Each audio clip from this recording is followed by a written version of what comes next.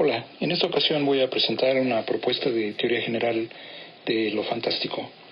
Este modelo lo he diseñado a partir de la distinción que propongo entre el paradigma clásico, el moderno, y la yuxtaposición de ambos, que es el posmoderno. Mi nombre es Lauro Zavala, soy profesor en la Universidad Metropolitana de Xochimilco, en la Ciudad de México. Así que voy a empezar por establecer una distinción entre fantástico y maravilloso, y después de presentar los paradigmas, terminaré comentando algo sobre los bestiarios. ¿Qué es lo fantástico? Podemos definirlo como un universo imaginario donde ocurre lo imposible. Y a partir de esta definición es conveniente establecer la diferencia entre lo maravilloso, donde interviene todo lo que es ajeno a la razón, y lo propiamente fantástico. ¿Qué es lo maravilloso?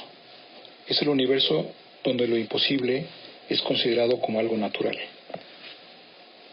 Y tenemos 4 tipos de lo maravilloso. Vamos a verlos uno por uno. Primero, el universo feérico. Esto incluye la magia, como en las historias de Harry Potter, las historias de brujas y de seres imaginarios, como en el universo de Tolkien, y las leyendas antiguas, como en las crónicas de Narnia. También incluye el universo de animales y otros seres imaginarios, como el caso de los dragones. Y todas estas formas de lo feérico se encuentran en una de las narraciones más conocidas por todos, que son las historias de Harry Potter. En algunos manuales sobre literatura fantástica se llama fantástico exclusivamente a lo que estamos llamando maravilloso, como los dragones.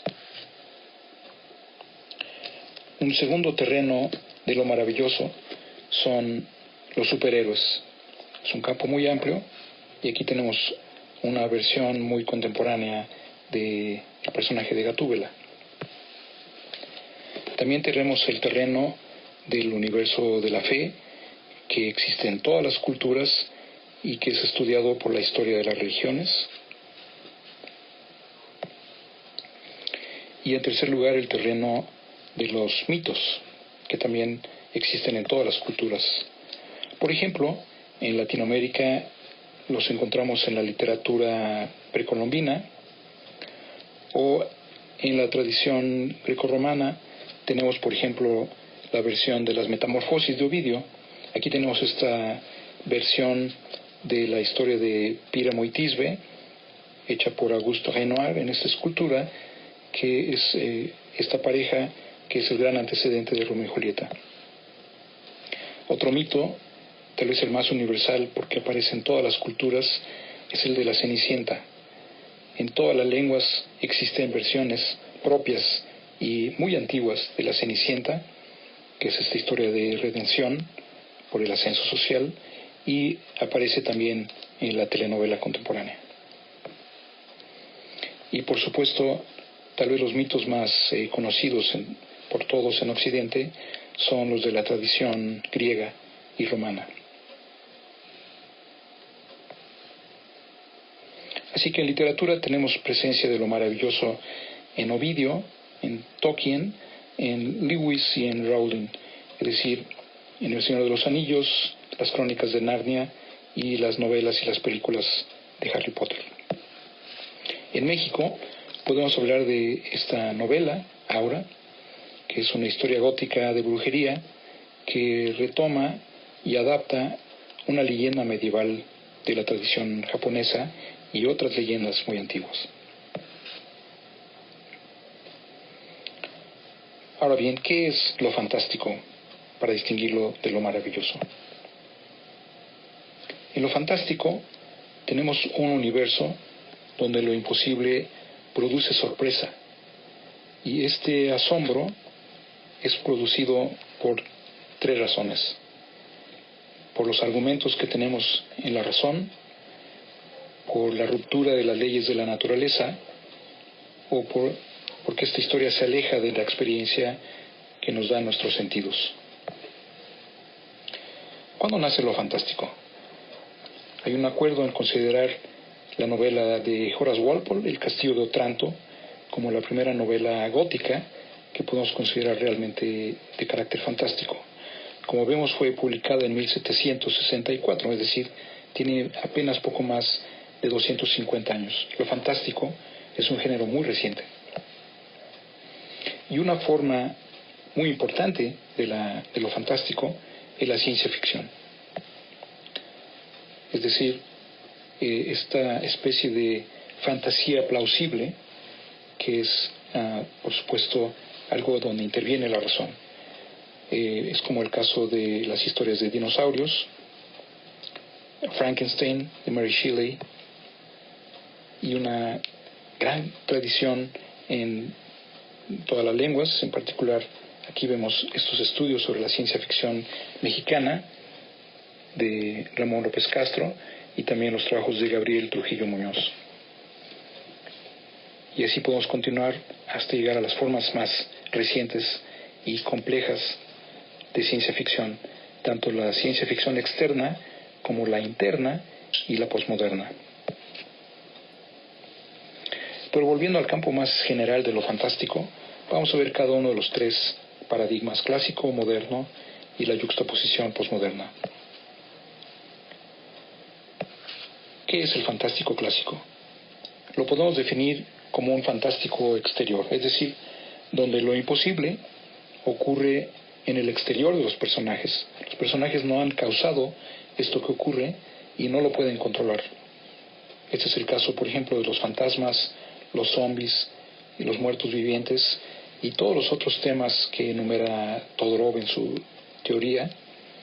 Y este extrañamiento está muy ligado al terror. Entonces podemos distinguir entre el terror mismo, que es la amenaza, y el horror, que es el cumplimiento de esa amenaza. Los primeros teóricos del fantástico clásico publicaron su obra entre 1965 y 1970 en Francia, y lo que hicieron fue estudiar y antologar el cuento francés del siglo XIX. Por supuesto, el libro más conocido de teoría de lo fantástico es el de Todorov, 1970, pero también está traducido a varias lenguas el trabajo de Pierre Castex, y ha sido estudiada toda esta tradición en España por Pampa Arán y otros teóricos. Así que el fantástico clásico exterior se reconoce en primer lugar en la tradición francesa decimonónica.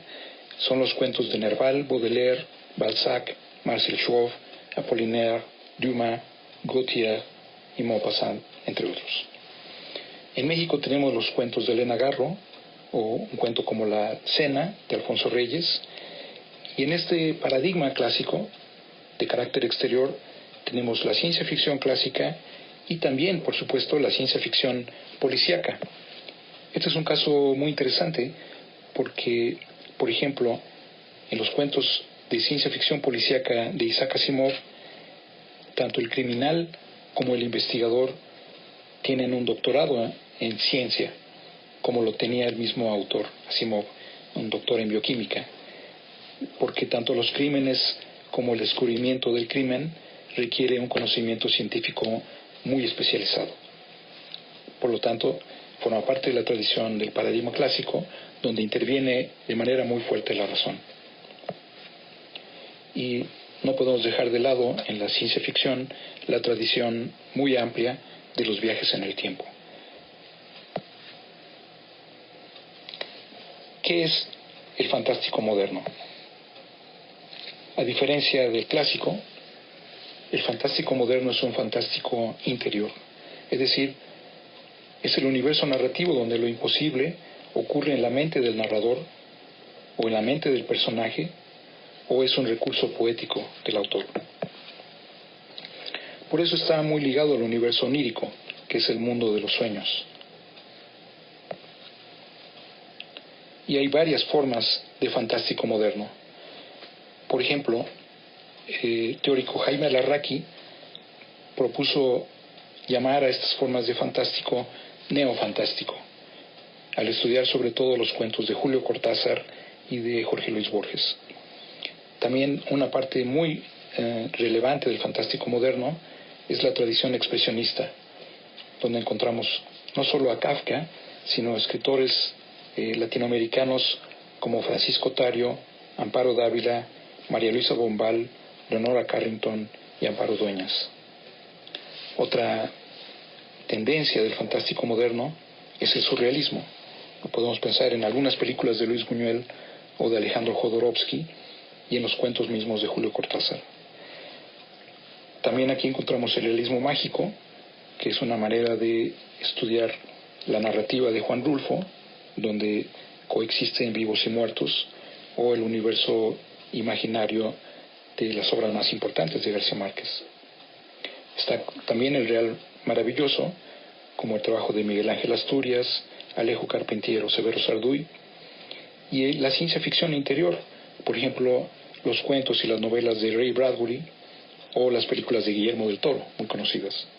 A todas estas formas de fantástico moderno, en inglés se les llama fantasy, que por lo tanto es un término que no se aplica a todas las formas de lo fantástico, sino únicamente al fantástico interior. Hay un referente fundamental en los cuentos de Edgar Allan Poe, y Kafka también es un referente central. Por ejemplo, al inicio de la Metamorfosis, Gregorio Samsa amanece convertido en un insecto, pero no de manera literal, sino de manera alegórica. Es la historia de un caso muy agudo de melancolía y depresión que termina en la muerte. También tenemos el universo igualmente melancólico de Rulfo, o los cuentos de Francisco Tario, Amparo Dávila y otros. Y los primeros teóricos del fantástico moderno fueron, en primer lugar, Ana María Barrenechea, al estudiar los cuentos de Borges en los años 50, pero también Jean-Brémil Noël en Francia, Reine Bessières, Harry Belavan, Rosemary Jackson y el mismo Jaime Alarraqui. Aquí tenemos este trabajo fundacional de Rosemary Jackson, que propone que este tipo de fantástico, el fantástico interior, es una literatura de la subversión, porque efectivamente propone subvertir la manera como percibimos la realidad. Y tenemos toda la tradición del cine fantasy, o sea, del cine de carácter fantástico moderno, como el caso de Guillermo del Toro. Con esto llegamos al fantástico posmoderno, donde hay una yuxtaposición de los dos tipos de fantástico que acabamos de ver. Lo podemos llamar un fantástico híbrido, donde lo imposible es simultáneamente interior y exterior. Es decir, aquí el universo interior irrumpe en el universo exterior o viceversa. ¿Qué consecuencias tiene? Aquí tenemos, por ejemplo, esta imagen donde una familia tiene como mascotas a varios dinosaurios. Es decir, la tradición de lo maravilloso y del fantástico clásico se yuxtapone con algo cotidiano. O aquí en esta imagen tenemos los elfos, que pertenecen a la mitología nórdica del norte de Europa, con este personaje que es Pan, que pertenece a la mitología mediterránea. Son tradiciones completamente ajenas que aquí están yuxtapuestas. O podemos encontrar aquí una ama de casa que está bailando con una calavera. Es decir, en el Día de los Muertos se pueden yuxtaponer estos dos universos. En esta imagen tenemos una tematización del bestiario europeo como una forma de autorretrato. Y como en toda la tradición postmoderna se usa la ironía. Aquí tenemos a este personaje Hulk leyendo Dr. Jekyll y Mr. Hyde como una forma de metaficción. Los principales teóricos contemporáneos del fantástico posmoderno son Víctor Bravo en Venezuela, Antonio Risco en España, Nancy Cason, que es experta en Borges, Alfonso de Toro, Mary Erdal Jordan, tal vez la más notable, y en México Omar Nieto. Tenemos el trabajo de Brian McHale sobre ficción postmoderna y los estudios especializados sobre ciencia ficción contemporánea. Contamos con un trabajo sobre la teoría general de lo fantástico que estoy presentando aquí, que es este volumen que estudia el fantástico clásico, moderno y posmoderno, y que originalmente fue una tesis que dirigí en la Universidad Nacional de México. ¿Cuáles son las tendencias del fantástico posmoderno? Vamos a ver muy rápidamente algunas de estas tendencias. Primero, el fantástico posmoderno lúdico, donde hay simulacros del fantástico clásico, como por ejemplo en historias de cronopios y de famas. Es suficiente leer, por ejemplo, El plan para un poema, o este cuento sobre una mosca que atraviesa una ventana, Progreso y retroceso, o en Varia invención y en El confabulario de Juan José Arriola, por ejemplo, un cuento de ciencia ficción como Baby HP, o un cuento bastante interesante como El guardagujas. Y en el fantástico postmoderno escéptico podemos estudiar trabajos como Las ficciones de Jorge Luis Borges, por ejemplo, Jardín de senderos que se bifurcan, y en El grafógrafo de Salvador Elizondo, un cuento metaficcional como Futuro imperfecto. Y en el maravilloso postmoderno híbrido tenemos, por ejemplo, las fábulas de origen precolombino que se hibridizan con crónicas contemporáneas en La memoria del fuego de Eduardo Galeano, o Los universos ínfimos de Juan Romagnoli. Otras formas de fantástico postmoderno híbrido las encontramos en el mismo trabajo de Augusto Monterroso, o en la serie de textos sobre la Cenicienta en Casa de Geishas de Ana María Shua. En el fantástico postmoderno irónico encontramos, por ejemplo, Centuria, Cien breves novelas Río de Giorgio Manganelli, por ejemplo, la historia 51, acerca de las molestias que provoca a un vecino por el hecho de que no existe, o la trilogía de Italo Calvino, aquí vemos El Vizconde de Mediado, o el trabajo de Flann O'Brien, este escritor irlandés admirado por Sergio Pitol, por ejemplo, en Nadar dos pájaros, donde el autor se convierte en un personaje. Y por último tenemos el fantástico postmoderno metaficcional, como los casos de La botella de Klein, del escritor argentino Enrique Anderson Imbert, o Recapitulaciones del que escribe, de Guillermo Samperio, incluido en Maravillas Malabares, y un cuento excepcional que es La fiesta brava, de José Emilio Pacheco, contenido en El principio del placer, que es un caso de metaficción historiográfica postmoderna. Vamos a concluir este breve recorrido deteniéndonos en un caso especial de literatura fantástica, los bestiarios. Los bestiarios fantásticos son parte de la literatura serial porque están escritos a la manera de un catálogo, y es un tipo de literatura alegórica como reflexión sobre la condición humana. En primer lugar tenemos los bestiarios maravillosos, que son milenarios y donde hay una descripción de animales mitológicos, como lo encontramos en el Manual de Zoología Fantástica de Borges. Y también tenemos bestiarios clásicos, que tienen una tradición parabólica y que son alegorías de lo humano a través de descripciones de animales, por ejemplo, en los cuentos para niños. Aquí tenemos un trabajo del argentino Pablo Bernasconi. Por otra parte están los bestiarios modernos de carácter interior, donde encontramos dos tradiciones contrapuestas, la europea y la latinoamericana. Los bestiarios europeos pertenecen a una tradición peyorativa, escatológica, es decir, lo que se hace es una degradación de lo humano con rasgos bestiales. Todos conocemos el hombre lobo, los vampiros o las gárgolas, o los textos que fueron reunidos en el volumen Bestiario, escritos por Franz Kafka. En cambio, la tradición de los bestiarios latinoamericanos, en lugar de ser peyorativa, hacia abajo, es meliorativa, digámoslo así, hacia arriba, es de carácter alegórico y es poética. Es una descripción alegórica de animales salvajes.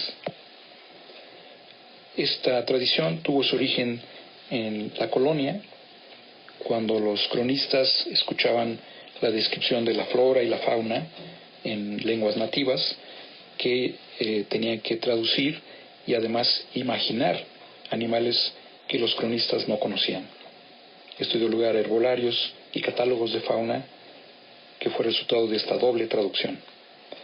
Y en esta tradición, el trabajo más asombroso es el bestiario de Juan José Arreola.